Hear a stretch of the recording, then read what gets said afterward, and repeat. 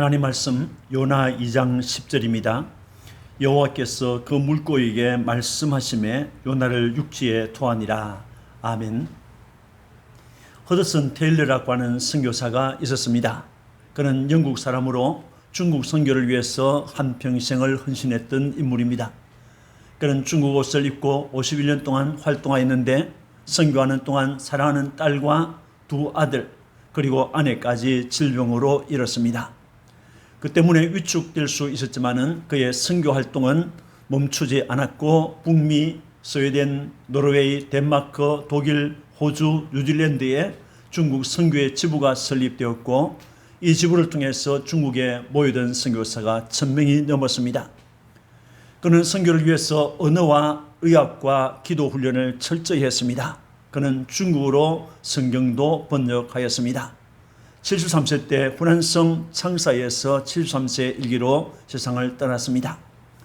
그는 중국 기독교인들에게 있어서 사랑과 존경을 받는 인물이었고 중국의 언인으로 불려졌습니다. 그는 그리스도만을 위해서 살았고 구원의 복음을 전하는 일에 헌신했던 선교사였습니다. 요나는 선자로 부름을 받은 후 이스라엘의 구원과 회복을 백성 앞에 전하였습니다. 그대로 이루어졌습니다. 어느 날 하나님은 그에게 니느웨 선교의 사명을 주셨습니다. 그때 그는 답답하고 슬펐을 것입니다. 그는 니느웨로 가지 않고 요바로 가서 다시스로 가는 배를 탔습니다. 일순간 그는 기뻤을 것입니다. 그는 잠시 후에 일어날 폭풍을 예상하지 못했습니다. 바다에 큰 폭풍이 몰아치자 배는 파선할 위기에 처하였습니다. 사람들은 아우성을 치며 자기들이 믿는 신에게 주문을 외우며 기도하였습니다. 귀중한 물건을 바다에 던졌습니다. 이것을 본 요나는 배 밑층으로 내려가서 잠을 잤습니다. 선장이 깨우는 소리에 일어났고 죄인을 찾기 위해 제비를 뽑았는데 요나가 제비에 뽑혔습니다. 마침내 그는 바다에 던져졌는데 정신을 차리고 보니 물고기 뱃속에 살아 있었습니다. 물고기 뱃속은 고통의 장소였습니다. 불평하고 원망하여도 그 소리를 들어주는 사람은 어디에도 없었습니다. 반항하고 소리를 질러도 아무 소용이 없었습니다. 하나님께서 그를 붙잡기 위해서 폭풍과 선장과 선원들과 제비뽑기와 물고기 뱃속 등으로 찾아왔던 것입니다. 마침내 요나는 자기를 찾아오신 그 하나님 앞에 항복하였습니다. 그가 항복했다는 것이 무엇입니까? 그가 기도했다는 것입니다. 그의 기도는 그가 하나님 앞에 항복한 것을 나타내고 있습니다. 요나는 물고기 뱃속에서 기도하였습니다. 요나는 물고기 뱃속에서 그 하나님 여호와께 기도하였습니다. 그는 고난 때문에 기도하였습니다. 요나는 물고기 뱃속에서 하나님을 부르고 사정을 아뢰었습니다. 그는 하나님께 큰 소리로 부르짖어 구하였습니다. 하나님을 생각하며 기도했습니다. 하나님께 감사하며 서원하면서 기도하였습니다. 우리가 생각할 때는 요나가 하나님께 기도하였고 요나가 하나님을 불렀고 요나가 하나님을 찾았고 요나가 하나님께 소리 높여 구하였고 요나가 감사하고 서원했습니다. 그런데 이것은 하나님의 열심 앞에 항복한 요나의 모습인 것입니다. 하나님은 요나가 하나님께 기도하기를 기다렸습니다. 하나님은 요나가 하나님께 감사할 때까지 기다렸습니다. 그 후에 하나님께서 일하셨습니다. 그것이 표적인 것입니다. 오늘도 요나의 기도라는 제목으로 함께 은혜를 받고자 합니다. 요나의 기도에는 표적이 따랐습니다. 본문 10절에 여호와께서 그 물고기에게 말씀하시며 요나를 육지에 토하니라 라고 했습니다. 예수님은 요나의 이 사건을 가리켜서 요나의 표적이라고 했습니다. 표적이라는 말, 세미온이라는 말은 이적 또는 기적이라고도 번역할 때가 있습니다. 표적이라는 것은 어떤 사건을 통해서 예수께서 그리스도이시다 하는 것을 나타낼 때 그 사건을 가리켜서 표적이라고 하는 것입니다. 그것은 사람이 할 수 있는 일이 아닙니다. 어떤 표적입니까? 이 표적은 하나님께서 행하신 것입니다. 본문 10절에 여호와께서 그 물고기에게 말씀하시매라고 했습니다. 우리 본문에서 여호와께서라는 말로 시작하고 있습니다. 모든 것의 처음은 하나님이십니다. 우리는 여호와 하나님이 언제부터 있었고 어떤 형태로 존재했는지는 알지 못합니다. 성경은 태초에 하나님이 천지를 창조하시니라 라는 말씀으로 시작하고 있습니다. 이미 존재하신 하나님께서 창조 역사를 하셨다. 하나님께서 천지를 창조하셨다. 역사하셨다라고 선포하고 있습니다. 하나님의 말씀은 세상에 존재하는 모든 것의 원인입니다. 요한복음 1장 1절에서 3절에 태초에 말씀이 계시니라. 이 말씀이 하나님과 함께 계셨으니 이 말씀은 곧 하나님이시니라. 그가 태초에 하나님과 함께 계셨고 만물이 그로 말미암아 지은 바 되었으니 라고 했습니다. 말씀이 태초에 있었는데 그 말씀이 하나님이셨고 하나님으로 말미암아 이 세상이 존재하게 되었다라고 했습니다. 빛이 있으라 라고 하는 하나님의 말씀이 있었습니다. 그 말씀의 결과 빛이 존재하게 되었습니다. 물 가운데 궁창이 있어 물과 물로 나뉘라는 말씀이 있었습니다. 그 말씀의 결과 궁창이 있었습니다. 그리고 물은 궁창 위와 궁창 아래의 물로 나뉘어졌습니다. 하나님이 이르시되 라고 하는 이 말씀은 여섯째 날까지 계속되었습니다. 그리고 그 계속된 결과 하나님께서 말씀하신 그것이 존재하게 되었습니다. 이것이 창조의 표적이지요. 창조 전부터 존재하신 여호와 하나님께서 표적을 행하셨습니다. 하나님께서 말씀으로 표적을 행하셨습니다. 모든 기적은 하나님에게서 오는 것입니다. 요나의 표적, 이 표적은 그 물고기를 통하여 나타났습니다. 본문 10절에 여호와께서 그 물고기에게 말씀하시매라고 했습니다. 여기에서 말씀하시매라고 번역된 이 아마르라고 하는 이 단어는 말하다라고 하는 의미 외에 선포하다, 명령하다, 약속하다 등의 의미로 사용되는 단어입니다. 개역 한글판 성경에서는 여호와께서 그 물고기에게 명령하시매라고 번역되었습니다.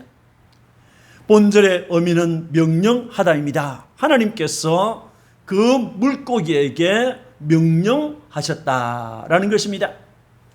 하나님의 명령을 받은 물고기는 그 명령을 정확하게 수행했습니다.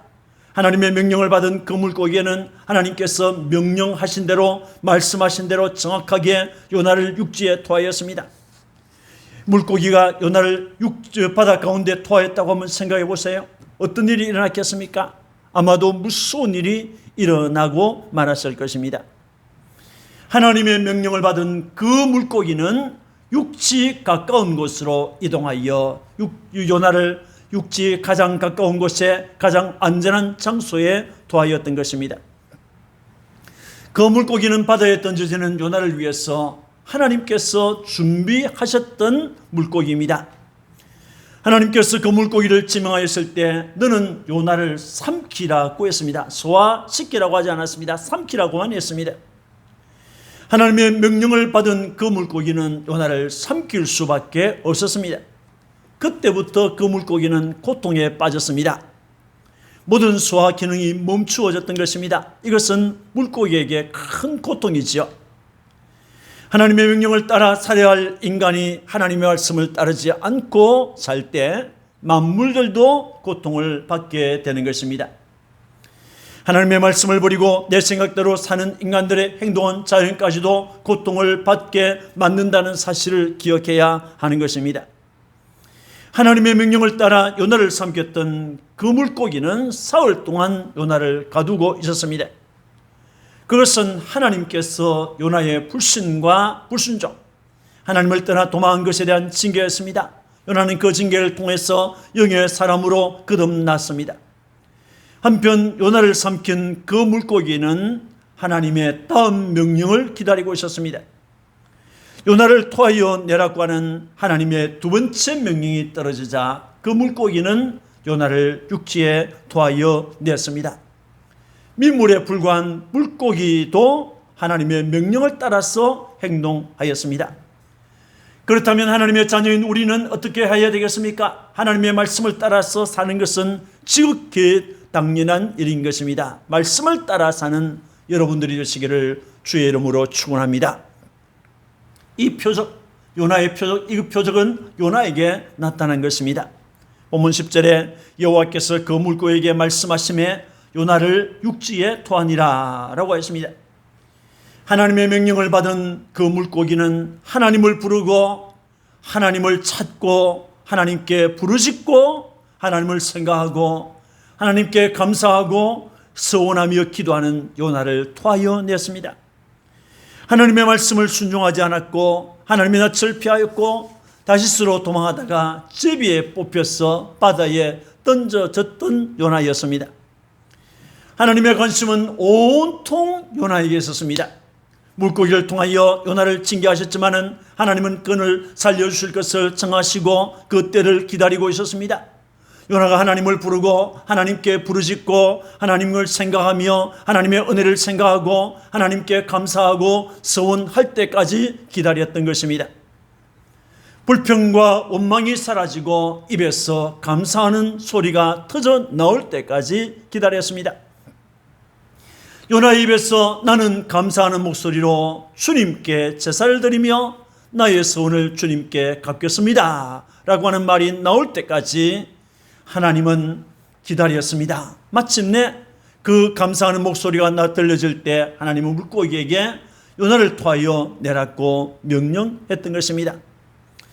하나님을 찾고 부르짖는 요나, 하나님을 찾고 기도하는 요나, 하나님께 감사하고 서원하는 요나에게 표적이 일어났습니다. 표적은 기도하는 자에게 일어납니다. 하나님의 기적은 고난의 현장에서 감사하는 자에게 나타납니다. 하나님의 은혜는 하나님의 은혜를 사모하고 구하는 자에게 나타납니다. 시편 30편 10절에 여호와여 들으시고 내게 은혜를 베푸소서, 여호와여 나를 돕는 자가 되소서 하였나이다 라고 하였습니다. 요나의 표적, 이 표적은 사흘 만에 일어났습니다. 본문 10절에 여호와께서 그 물고기에게 말씀하시매 요나를 육지에 토하니라 라고 했습니다. 요나는 물고기 뱃속에서 정확하게 밤낮 사흘을 있었습니다. 사흘이 지났을 때 하나님께서 물고기에게 요나를 토하여 내라고 명령했습니다. 그때 그 물고기는 하나님의 명령을 따라서 토하여 냈습니다. 그 사흘은 요나에게 지옥과 같은 시간, 아픔의 시간이었습니다. 누가복음 16장을 보면 부자와 나사로 이야기가 나옵니다. 부자는 세상에서 호화롭고 연락하면서 살았습니다. 그는 하나님을 몰랐기 때문에 죽은 후에 지옥 음부로 갔습니다. 그곳에서 그는 내가 이 불꽃 가운데서 괴로워하나이다 라고 했습니다. 또 이 고통 받는 곳이라고 하였습니다. 요나는 비록 3일이었지만은 지옥과 같은 고통을 겪었습니다. 이 시간은 하나님께서 정하신 것입니다. 우리에게 있는 고통도 그렇습니다. 없었으면 좋겠고 꼭 경험해야 된다면 아주 짧은 시간에 잠깐 지나갔으면 좋겠다고 우리는 생각합니다. 하지만 하나님께서 정하신 시간을 우리 마음대로 변경할 수 없습니다. 하나님의 때가 있음을 믿어야 합니다. 하나님께서 정하신 하나님의 때가 되면 모든 아픔은 사라질 것입니다. 그 시간을 단축할 수 있는 분은 하나님밖에 없습니다. 일일이 예삼추라는 말이 있죠. 하루가 3년 같다는 말로서 매 순간이 지루하고 힘들고 고통스럽다는 것입니다. 힘든 상황이 있다면 하나님의 뜻을 발견하기 위해서 기도하면서 기다려야 하는 것입니다. 죽은 나사로를 살리는 것을 주님은 주님의 때에 하셨습니다. 갈릴리 가나의 표적도 주님께서 주님의 때에 행하셨습니다. 요나의 표적은 사흘 만에 일어났습니다. 그 사흘은 요나가 하나님의 징계임을 깨닫고 하나님을 찾고 하나님을 부르짖고 하나님께 부르짖고 하나님께 감사함으로 영의 사람으로 재정비하여 태어나야 할 시간이었던 것입니다. 이 표적은 예수 그리스도의 죽으심과 부활에 관한 표적이 되었습니다. 마태복음 12장 39절에서 40절에 예수께서 대답하여 이르시되 악하고 음란한 세대가 표적을 구하나 선지자 요나의 표적밖에는 볼 표적이 없느니라. 요나가 밤낮 사흘 동안 큰 물고기 뱃속에 있었던 것 같이 인자도 밤낮 사흘 동안 땅속에 있으리라 라고 하였습니다. 예수님은 요나에게 일어난 사건을 자신의 죽으심과 사흘 만에 부활 사건에 관한 표적이라고 하였습니다. 요나는 물고기 뱃속에서 사흘을 있었습니다. 예수님은 우리 죄를 위하여 십자가에서 죽으셨고 무덤에 장사 지낸 바 되어서 사흘을 있었습니다. 사흘 후에 요나는 물고기 뱃속에서 나왔습니다. 사흘 후에 주님은 무덤에서 나왔습니다.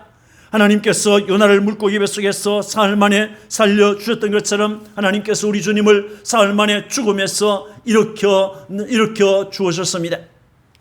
살아나신 주님은 무덤의 문을 열고 나와서 자신의 부활을 나타냈습니다. 고린도전서 15장 3절 4절에 성경대로 그리스도께서 우리 죄를 위하여 죽으시고 장사 지낸 바 되셨다가 성경대로 사흘 만에 다시 살아나사라고 했습니다. 요나의 표적을 통하여 하나님은 우리에게 무엇을 보여주셨습니까? 표적을 행하시는 하나님을 믿으면 누구든지 살 수 있다는 것입니다. 십자가에 못 박혀 죽으신 예수님을 믿으면 구원을 받습니다. 예수는 우리 구원을 위하여 십자가에서 죽으시고 무덤에 묻히셨습니다.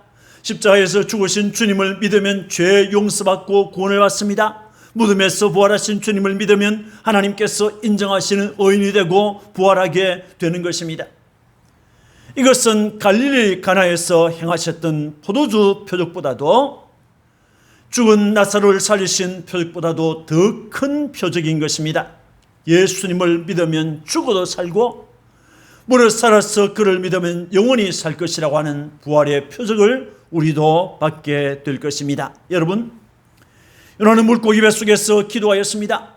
요나는 분명히 물고기 뱃속 내려갈 수 있는 데까지 내려갔습니다. 요나는 삶의 막장이라고 할 수 있는 곳까지 내려갔습니다. 요나는 그곳에서 하나님을 찾았습니다. 아무런 희망이 보이지 않는 상황에서 요나는 하나님을 찾았습니다. 하나님을 불렀습니다. 하나님께 부르짖었습니다. 요나는 기진하였습니다. 먹지 못하고 마시지 못하고 눈을 뜰 수 없는 상황에서 기도할 힘이 없을 때 요나는 하나님을 생각만 하였습니다. 그 물고기 뱃속에서 그는 감사하고 서운하였습니다. 이것이 신앙인의 모습이 아닙니까? 요나는 물고기 뱃속에서 잃어버린 하나님과의 바른 관계를 회복하였습니다. 넘어짐에서 다시 일어서는 축복을 받았습니다. 그는 물고기 뱃속에서 하나님을 가까이 하게 되었습니다. 이전에는 하나님께로부터 멀리 도망하였지만은 이제는 하나님을 가까이 하게 되었습니다. 그리스도인들 앞에도 절망적인 상황들이 찾아옵니다. 삶의 맨밑바닥, 삶의 막장에 다다랐다면 그리스도인들은 누구를 붙잡아야 되겠습니까? 하나님을 붙잡아야 하는 것입니다. 하나님께 부르짖어야 하는 것입니다. 요나의 기도에는 표징이 따랐습니다. 하나님이 행하신 표적이었습니다. 물고기를 통하여 일어난 표적입니다. 요나에게 일어난 표적입니다. 사흘 만에 일어난 표적입니다. 이 표적은 예수 그리스도를 통하여 주시는 생명과 부활의 표적인 것입니다. 사랑하는 성도 여러분, 하나님은 우리에게 기도하라고 하셨습니다. 자신의 나라, 자신이 가지고 있는 모든 좋은 것을 우리에게 주시기 위하여 기도하라고 했습니다. 마태복음 7장 11절에 너희가 간자라도 좋은 것으로 자식에게 줄 알거든 하물며 하늘에 계신 너희 아버지께서 구하는 자에게 좋은 것으로 주시지 않겠느냐라고 했습니다. 그리스도인은 기도할 의무가 있습니다. 기도의 사명이 있습니다. 기도하면 응답하신다고 하는 것은 하나님의 약속입니다. 이사야 58장 9절에 내가 부를 때에는 나 여호와가 응답하겠고 내가 부르짖을 때는 내가 여기 있다 하리라 라고 했습니다. 우리는 내가 원하는 방법대로 내가 원하는 시간에 내가 바라는 장소에 표적이 일어나기를 원합니다. 그러나 하나님의 응답, 하나님의 표적은 내가 원하는 대로 주어지지 않습니다. 하나님께서 원하시는 대로 하나님께서 정하신 시간에 하나님께서 정하신 방법으로 주시는 것입니다. 그래서 표적이라고 하는 것입니다. 기다려야 합니다. 기다리는 것도 믿음이죠. 손정규 목사님이 선교사님이 쓰신 자신감이라는 책이 있습니다. 이런 구절이 있어요. 하나의 목표를 향하여 꾸준히 노력하고 성실히 이행한다면 승리하지 못할 것이 없는 이치다. 정성을 다해 콩나물을 기르는 목적이 사랑하는 가족 때문이라면 기르는 과정이 아무리 귀찮아도 콩나물이 잘 자라지 않아도 결코 낙담하거나 도중에 그만두지 않듯 말이다 라고 했습니다. 기도를 귀찮게 생각하지 마십시오. 기도는 성도가 가지는 특권인 것입니다. 나를 위해서, 내 가정을 위해서, 내 자녀를 위해서, 내 부모를 위해서, 내 형제를 위해서, 내가 속해 있는 직장을 위해서, 사회를 위해서, 나라를 위해서 하나님 앞에 부르짖을 수 있는 특권이 기도인 것입니다.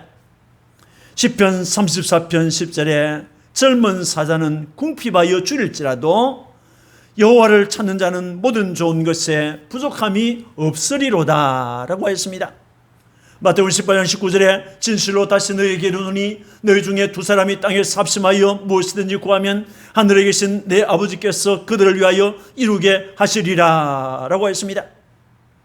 웨스트민스터 신학교의 선교 신학자인 조지 피터는 그러하신 하나님과의 접촉은 명령이다. 기도는 선택이 아니고 역동적이고 결정적인 것이다 라고 했습니다.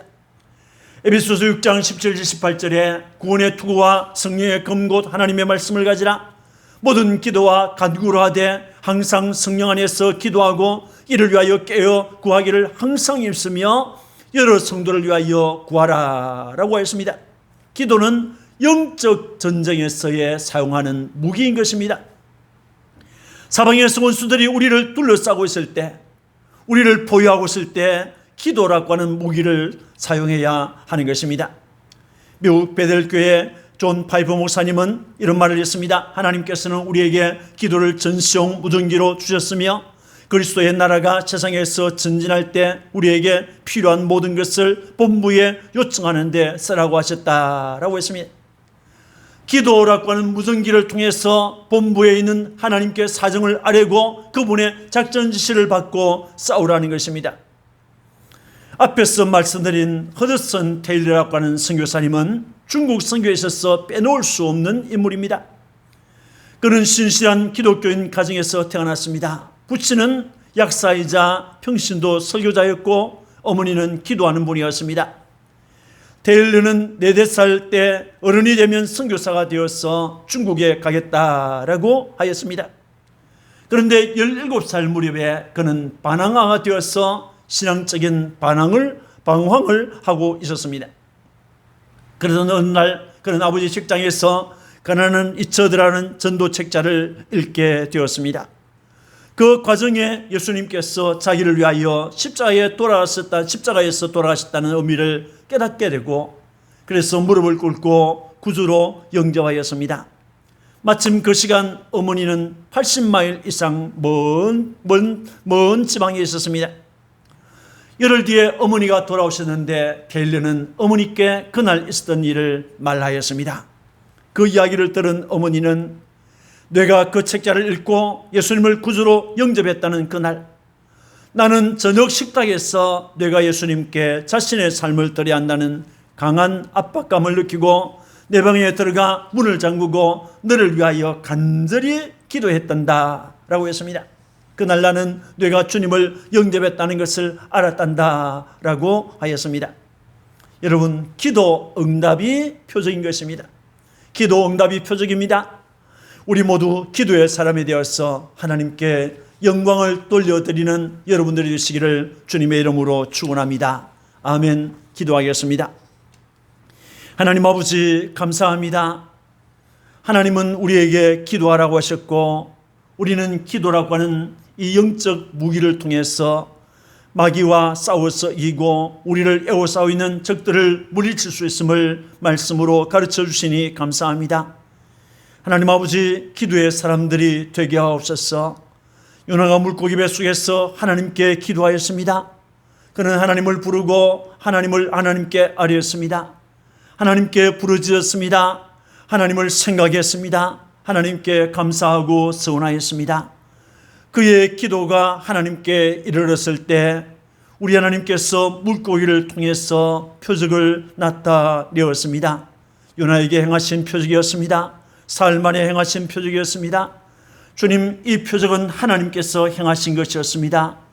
예수 그리스도의 죽으심과 부활에 관한 표적이 되었다고 했습니다. 자비하신 하나님 아버지, 우리를 통하여 하시고자 하시는 하나님의 뜻 이루어 주시기를 원합니다. 주님 앞에 기도함으로, 부르짖음으로, 감사함으로 하나님의 뜻을 이루어가는 축복의 사람들이 되게 하여 주옵소서. 우리 구주 예수 그리스도의 이름으로 감사하고 기도합니다. 아멘.